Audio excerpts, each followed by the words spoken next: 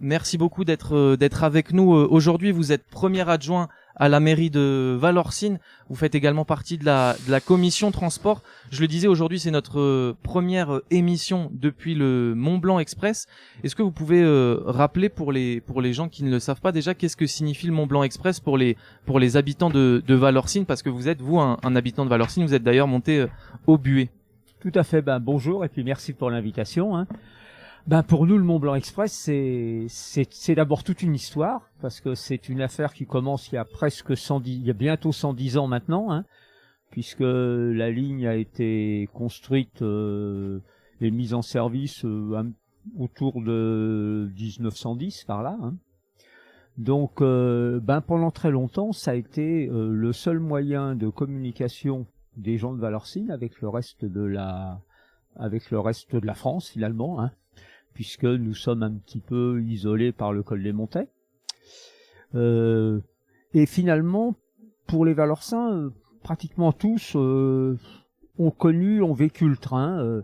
Les jeunes qui vont au collège, le train c'est leur moyen de transport. Par le passé, les jeunes toujours qui partaient au service militaire, ils démarraient avec le train. Donc pratiquement tous les natifs de Valorcine, ils ont des souvenirs autour de ce train. Alors c'est pas seulement le Mont Blanc Express, c'est pas seulement le passé, c'est aussi le présent. Après un moment un petit peu difficile dans les années 1970-80, où il a failli s'arrêter. Heureusement, les élus de l'époque ont fait l'effort se sont battus pour qu'il continue à tourner. Et maintenant, la question se pose plus, puisque c'est vraiment un outil très important de la vallée pour finalement essayer de diversifier les moyens de circuler et d'essayer de maîtriser le trafic automobile entre la France et la Suisse, parce que rappelons que le Mont Blanc Express, c'est pas seulement une liaison locale finalement, c'est aussi une liaison internationale entre la Suisse et la France. Et on est d'ailleurs là à la gare de Valorcine, c'est un peu le switch, on va dire, entre la France et la Suisse. C'est aussi un lieu important. Exactement, puisque là vous voyez sur le quai d'à côté, il y a la rame qui est identique à la nôtre d'ailleurs, ou presque, qui va partir vers Martigny et donc qui permet de faire la liaison. À la limite, on va de Genève à Brigue et en Suisse, en prenant d'abord le réseau TER entre Genève et Saint-Gervais, et puis après le Mont Blanc Express entre Saint-Gervais et puis Valorcine, puis Martigny. Et se côtoie ici du coup aussi le personnel de train suisse, le personnel de train français, les chauffeurs suisses, les chauffeurs français. Enfin, c'est vraiment le lieu où ça reste une gare internationale, comme on dit un peu pompeusement, ça fait un peu, mais c'est comme ça qu'on l'appelle, c'est la gare internationale. Voilà, ouais. Et le Mont Blanc Express, il est aussi très important il y a quelques années en hiver, quand c'était régulièrement bloqué aussi pour les personnes pour pouvoir aller dans la vallée de Chamonix ou en Suisse. Le seul moyen jusque dans les années la fin des années 1960, le col des Montets était fermé pendant des périodes parfois assez longues. Il pouvait être fermé de décembre à mars. Et là, effectivement, le seul lien avec la France, c'était le Mont Blanc Express, soit par le train, mais ce qu'il faut pas oublier non plus, c'est que parfois le train avait des problèmes de circulation, et tous les vieux Valorcins ont des souvenirs de traverser à pied le tunnel qui est sous le col des Montets pour rejoindre l'autre côté. D'accord. Donc, parce que c'était aussi le tunnel, il servait aussi à ça. Alors aujourd'hui, le Mont Blanc Express est en train se développe, puisque depuis quelques années, en période de forte affluence, on a des trains toutes les demi-heures. On va bientôt recevoir en 2025 5 nouvelles rames payées par la région.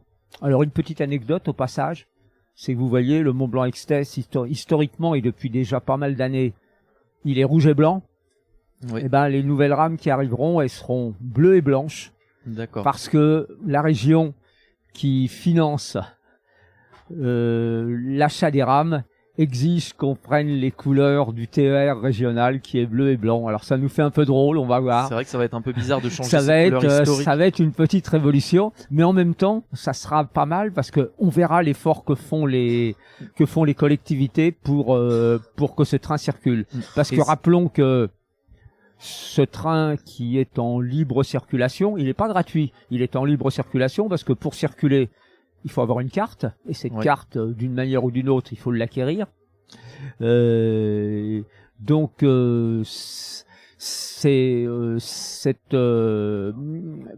connaît un bon succès, cette liaison. On rajoute du matériel, ça coûte à la collectivité. On investit, là, la région investit 40 millions pour acheter ces rames. Oui, c'est le signe aussi que ce train est très important pour la région, pour la vallée, et que c'est tout à fait. Que c'est vraiment une vision d'avenir aussi pour désengorger, comme vous dites, du trafic routier notamment.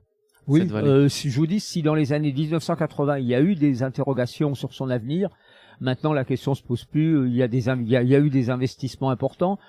Le fonctionnement de ce train fait l'objet d'une convention entre la communauté de communes et la région. Et puis la SNCF qui l'exploite pour organiser son fonctionnement.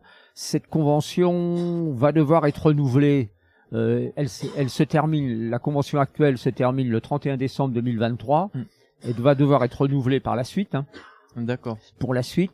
Et il y a des discussions actuellement et la collectivité, la communauté de communes se bat pour que ce principe de libre circulation perdure dans la future convention.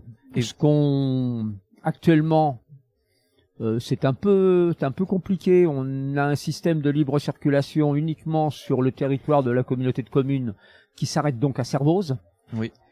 Et en même temps, il y a quand même beaucoup d'habitants qui vont au-delà, qui vont jusqu'au Fayet, voire à Salanches. Et malheureusement, pour des raisons de politique locale, on n'arrive pas à mettre en place une libre circulation sur la totalité de la ligne. Ouais, qui est un peu ce qui dommage, complique un petit peu la compréhension par les habitants finalement. Qui va peut-être changer avec cette aussi finalement cette urgence climatique. On verra. Jean-François, je crois que vous redescendez au... moi je vais redescendre au Buet, je vais vous quitter au Buet, voilà. Parce que là, nos auditeurs ont sûrement entendu le départ du train depuis Valorcine.